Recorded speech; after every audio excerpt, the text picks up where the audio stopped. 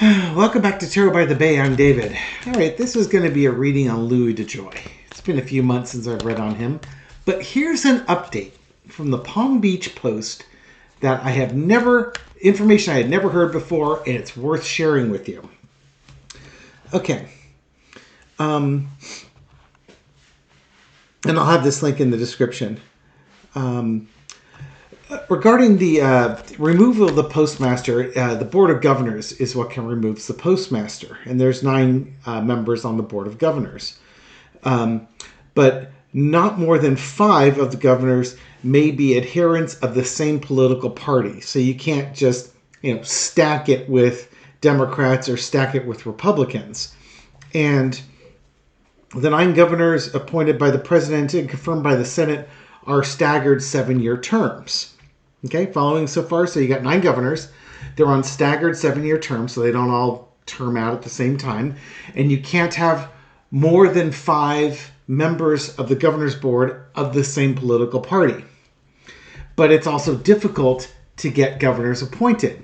President Obama sent a total of 7 nominations to the Senate, and none of them were successfully filled.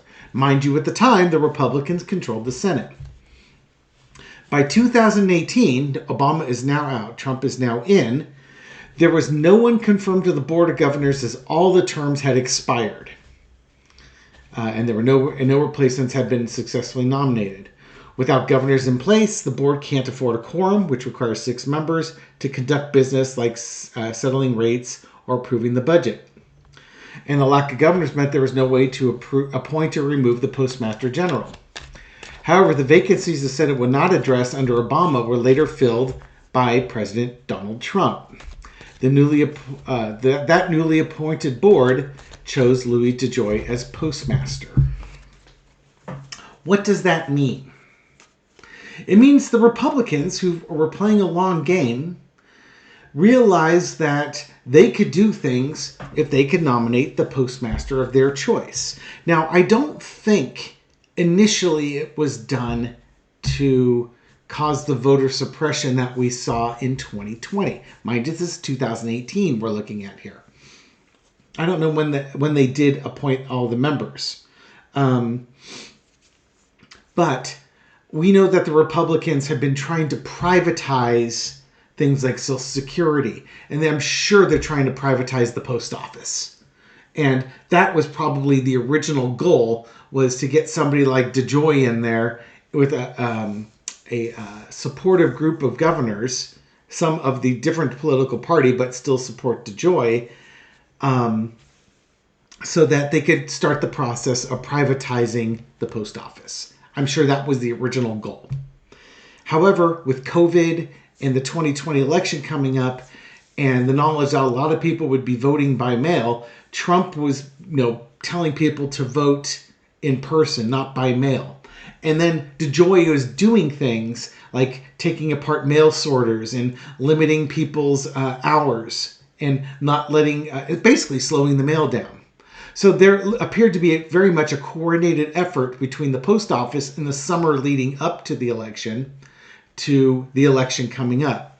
And remember, at that point, we were under COVID restrictions. So we were trying to, not distance socially and vote by mail. And the Democrats, as you might recall, tended to follow the rules better than the Law and Order Party followed the rules.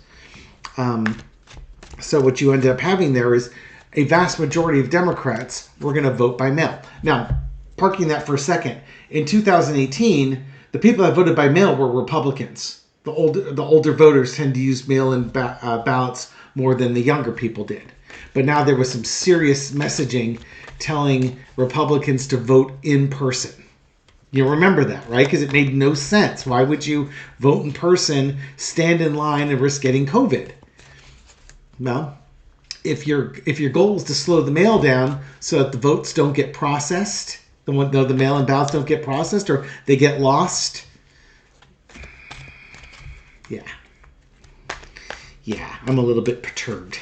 It was great news from the Palm Beach Post. Again, I will have the description. I'll have a link to this article in the video. So why can't Biden get rid of him? Well, you have to let these governors' 7-year posts start expiring, which is going to be 2025 and beyond.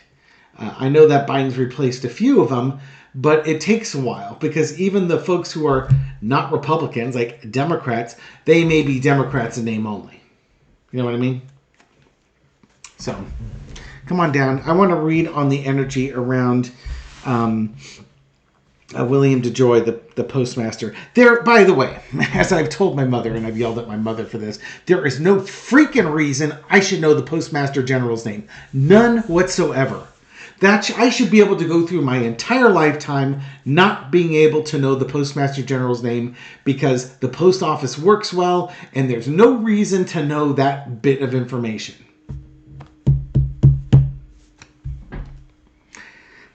I rest my case. DeJoy. Page of Pentacles. He's a mercy. He's a man with money ideas. Now, he was a big Trump campaign donor. Donated millions to the Trump campaign and was rewarded to this. And I do believe that he is the nascent inventor or the nascent leader that was trying to dismantle the post office to take it private. This is a money messaging type thing. Now, when he came in, he was trying to make the post office leaner and meaner and all that kind of garbage. But that doesn't explain dismantling mail sorters during a pandemic in an election year. That would definitely slow down the mail. That part doesn't jive. Cross with the Two of Wands, the planning. Yeah, he was brought in.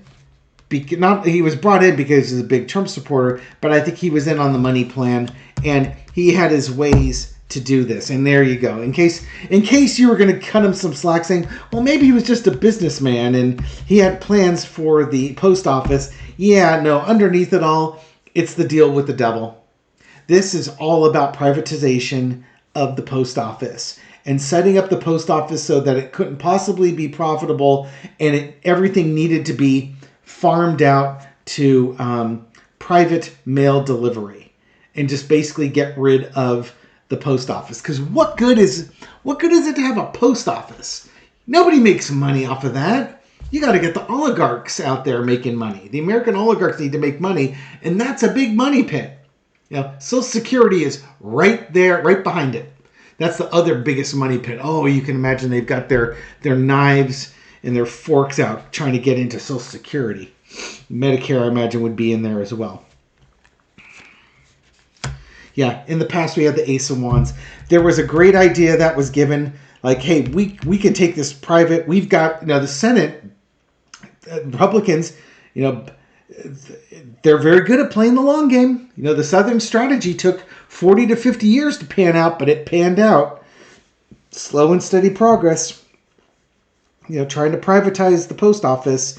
They had a strong idea. They got rid of a bunch of governors. Trump could put in the governors that they wanted to help with the privatization. And then they got their guy in there. And they could start that process. So once DeJoy got in, the process of privatization started. I don't know how far along they are. I don't know if he's making a lot of success with it. But that's what he was put in there for. The current situation, it's an absolute betrayal to the United States and the people of the United States. COVID, here's the thing. Where COVID was useful, not only did COVID take down Trump, but COVID put the post office in the crosshairs. Nobody here, well, I shouldn't say nobody, that's being really general, but I can imagine the number of people viewing this video, show of hands, wouldn't have been able to name a previous Postmaster General. You're a special kind of government follower if you could do that. I think I could name like one previous Surgeon General, and I believe that was Mr. Coop or Dr. Coop. But yeah, I mean, we count on the Postmaster General to keep the mail coming. The mail is one of the greatest things that this country has to offer. That and garbage collectors. Like, think about it. And I remember a comedian doing this joke. At that time it was like a 10-cent stamp. But, you throw a 50-cent stamp and somebody's going to take your letter across the country. Deliver it to your friend's front door. 50 cents. And I say the garbage because, honestly, and water too for that matter, but garbage, honestly, no. I think we pay like $100 for every 2 months, $50 a month for somebody to come here and take all my trash away so it's not sitting there rotting in front of my house, saving me trips to the dump. Whoo! Come on, man. That's appreciation right there. Thank you very much. Overarching energy is the 6 of coins. Yeah, again, this was a way to set up the privatization of it, but COVID and voter suppression was like the unaccounted for super extra bonus that came out of this. It's like, hey, we have this opportunity to win another election by trickling the mail down to a standstill and encouraging Republicans to vote in person, not to vote by mail. Made no sense at the time, but when you started factoring in the post office slowing down and equipment being dismantled and overtime not being given, so on and so forth, you started hearing from the postal workers what was going on. That raised red flags, and Rachel Maddow and MSNBC, they picked up the mantle and started sounding the alarm on that, which brought a lot of attention on the post office and the Postmaster General, and that slowed down their plans. They could have done a lot more than that. The lesson to be learned, the 10 of Cups, the happy family, all's well that ends well. But this is kind of the Republicans' view of what the United States should be like. A man and a woman, marriage between a man and a woman with 2 children, and they're all white, They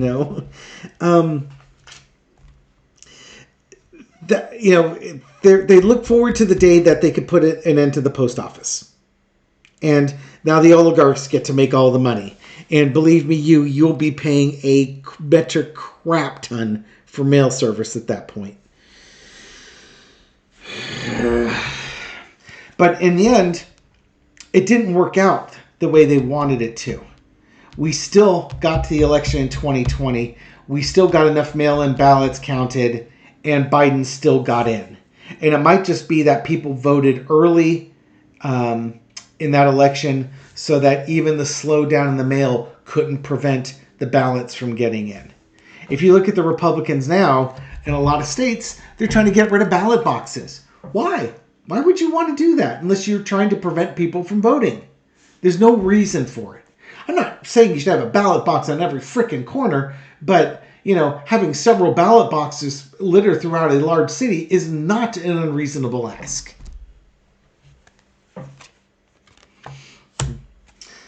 The outcomes, the Sun card. I think also, if this whole thing was about DeJoy, I don't think he's going to see his plans to fruition. He may make, I don't know, I don't think there's a term on this. The truth is going to, basically the truth is going to come out. The truth is going to be unveiled on this guy. This just really is a matter of time before Biden has enough governors on there that he has personally put in place to get rid of William DeJoy. He will not be able to complete his goal here. There's too much scrutiny on him. And why do I say that? In 2018, they didn't have enough for a quorum. And I'd have to look it up to see if I can find when people were nominated. But if they're 7-year terms, that means the first of them start coming due in 2025.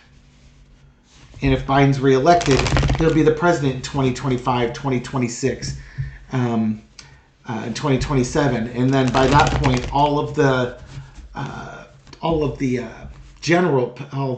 governors that were put in by the Republican Senate will have been replaced by a Democratic Senate.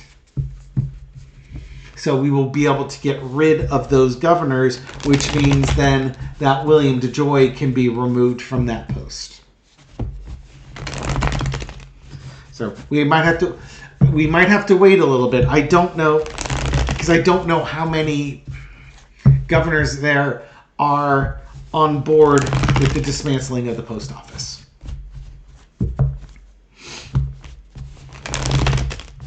But let's ask.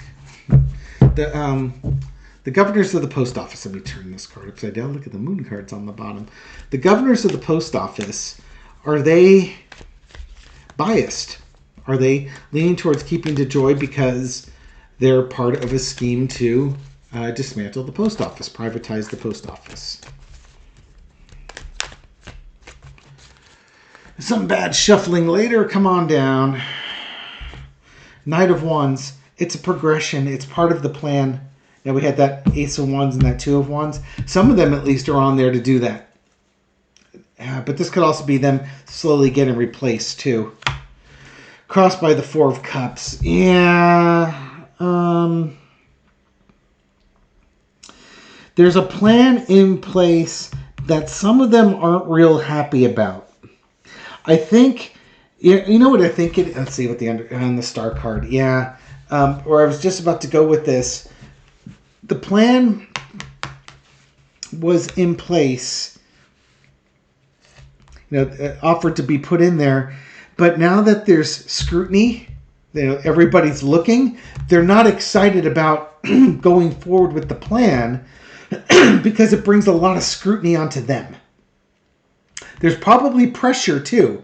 GOP senators and their messengers probably reach out to some of those governors and are pushing them to resist changing what's going on in the post office. Hey, we got you in there and you want to stay in, you owe us favors. You know what I mean? A quid pro quo type of thing here. But underneath is the star card. And I'm looking at this star card as kind of like the sun card. This is the calm after the storm. There was a bunch of turmoil in 2020. This might have caused some of them to change their mind because it puts them at risk. And they don't want to be the next star witness, or they don't want to have to go through the court proceedings. So they have to kind of proceed very cautiously and basically try and distance themselves from this scheme because the eyes are on them. There are people watching them. In the past, you got the Seven of Wands, the fighting with advantage. It was easy when Trump was in there. They could move things along because there was no resistance from the Senate. Nobody in the government was really paying attention to what they were doing. So they could start doing all the stuff they wanted to do. It's when COVID happened that, again, scrutiny started happening on them. Oh, ouch. Current situation is the Justice card. Yeah, there's a reason why they're not real excited about going forward with this plan. Because they're now concerned about justice. And with the thought that, the Biden Justice Department is there, and it looks like there's going to be another 4 years of Joe Biden and his Justice Department. Is it worth, as MAGA is, making attorneys get attorneys, making governors get governors? They don't want MAGA to be MGGA. They don't want to be the next ones on trial. Yeah. Overarching energy is the Knight of Pentacles. They're there. They're mercenaries. They got paid for it. Maybe not all of them. But the Republican ones you probably don't have to pay. It's the ones that would be considered the non-Republicans. Because you can't have more than 5 Republicans on there.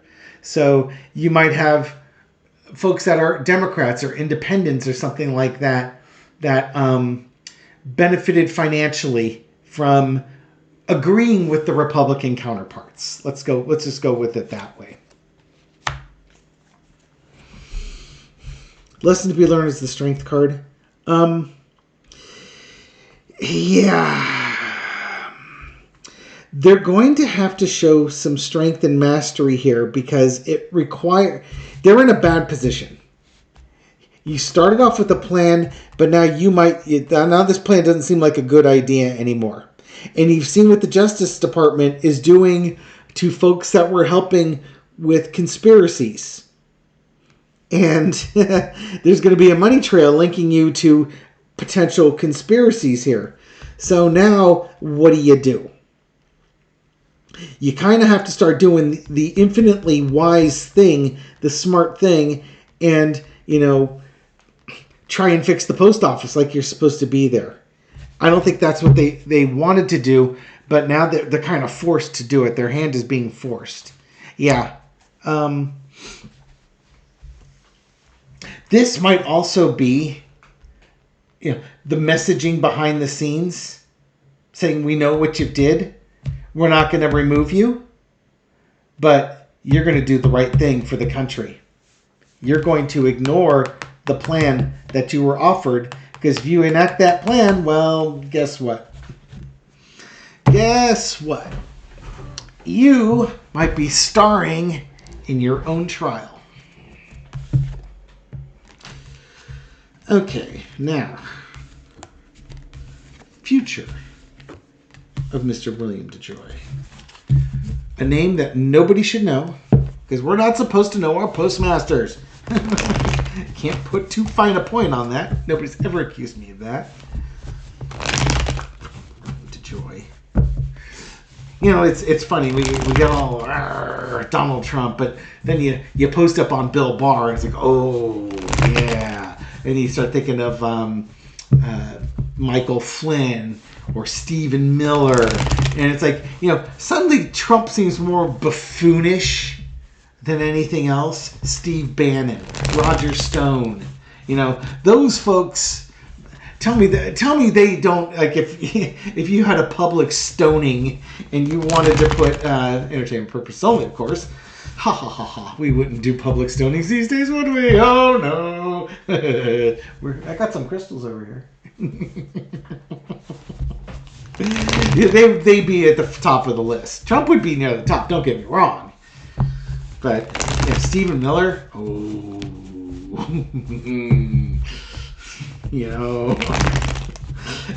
DeJoy's, he's pretty far up there on the list too. All right. Speaking of William DeJoy, what's the future holding for William DeJoy? Tell me what he's currently facing. What's going on in his world that he's currently facing here? All right. Let's see. Ode to Mr. DeJoy. It might please you to know that Mr. DeJoy is up to his armpits in anxiety. I really do think the Biden administration has called him out, and they have the screws on him, and he is probably between some very tight guardrails. As a matter of fact, I believe there was a Senate hearing where they took him to task in that Senate hearing.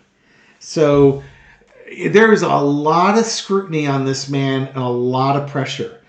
It might be a good thing to have the IRS do a in-depth audit of Mr. DeJoy. Not that we would advocate for the weaponization of the IRS. Heaven forbid, we would never want to weaponize the IRS against any U.S. citizen. But, audits happen.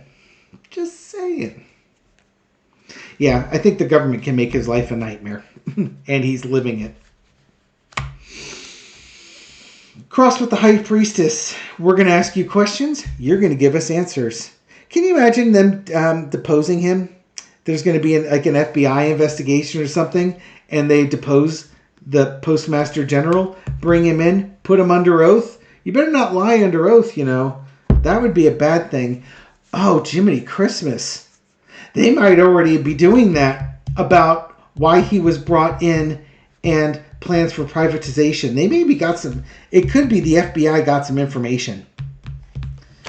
An informant told them about stuff that was going on. Mind you, this isn't the Nine of Swords. This is the High Priestess. So this wouldn't be like, a secretary or a mail clerk or something like that working under DeJoy. This might be the Bill Barrs of the world, or somebody who's higher up in the plan, plea dealing themselves and part of the thing that they are plea dealing is giving out information on this whole scheme with the post office.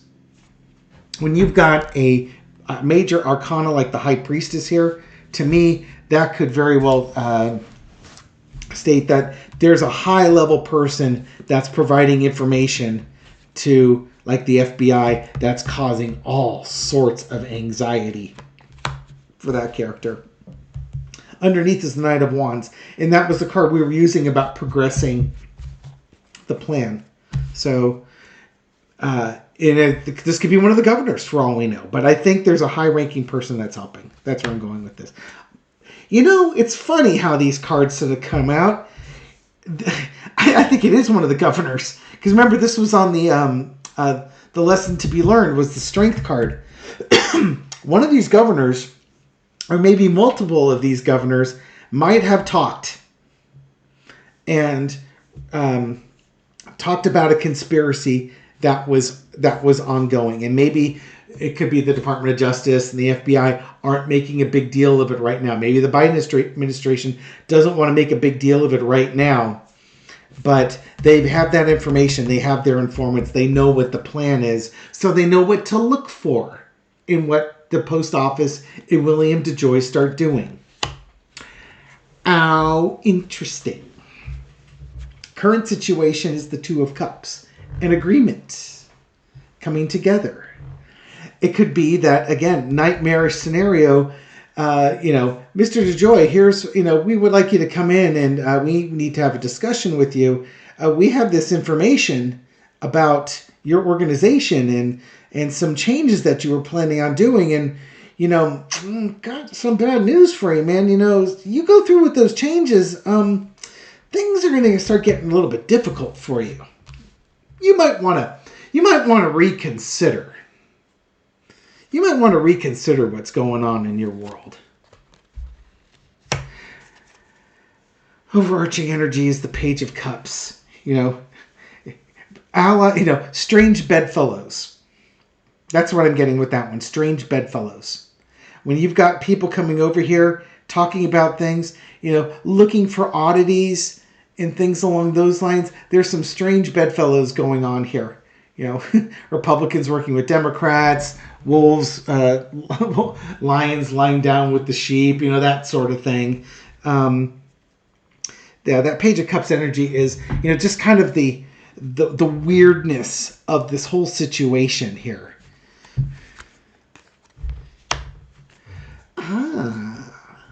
Lesson to be learned is the Wheel of Fortune.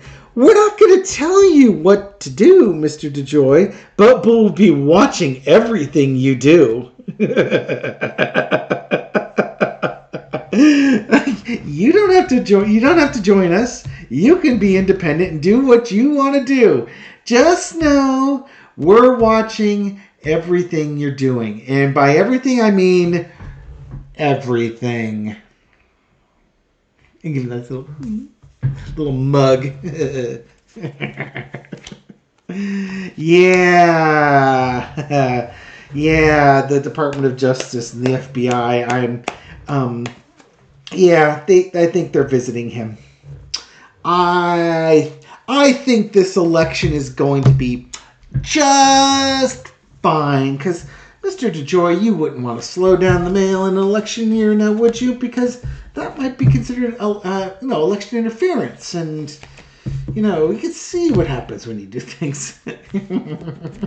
Good, they talk about Trump acting like a mafia don. I think some mafia dons would eagerly agree that the Department of Justice and the FBI act way more like a mafia than the mafia does. They're just a government-sponsored mafia from their point of view. I think it's Michael Frazee or something like that. There's a former captain in I can't remember if it was the Gambino family or the Bonanno family. He's got his own podcast and he shares stories behind the scenes of what life was like when he was a mafia don, and it makes for some fascinating listening to. I don't necessarily agree with everything he says, but it's kind of an interesting look into that life. And he certainly hated RICO because it encouraged mafia members to rat out other mafia members, because the way the RICO is set up, one person does the crime in a conspiracy, they can all be charged. But yeah, that's an aside.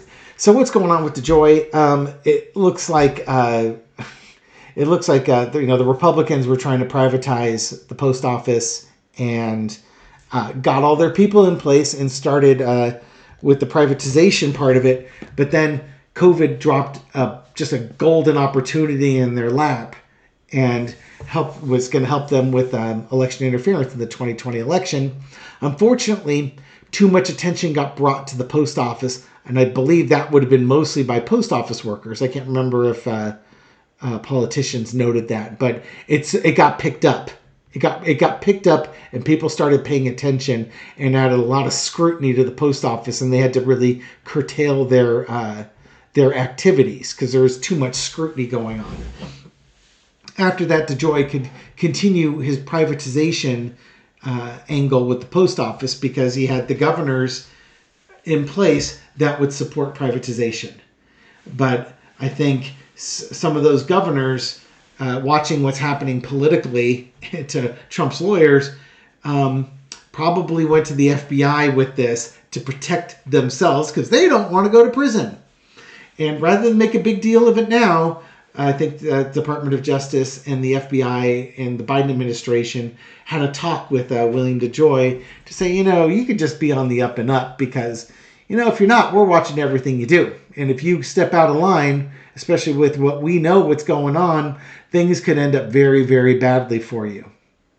And I think that's going to force DeJoy to walk a very narrow path. And then we can replace DeJoy in 2026 or so when Biden has enough governors in place that DeJoy could then be removed and replaced by somebody who actually wants the post office to succeed. Let's leave it there. 32 minutes is plenty of time to talk about William DeJoy and the post office. Wouldn't you agree? All right. Thank you for watching this video and supporting my channel. I appreciate it. Thank you very much for your likes, shares, comments, everything you do to feed the YouTube algorithm so my video makes it out to a wider audience. To folks discovering this channel recently or for the first time, welcome to the channel. I hope you found this reading insightful, and I'll catch you on the next one. Take care.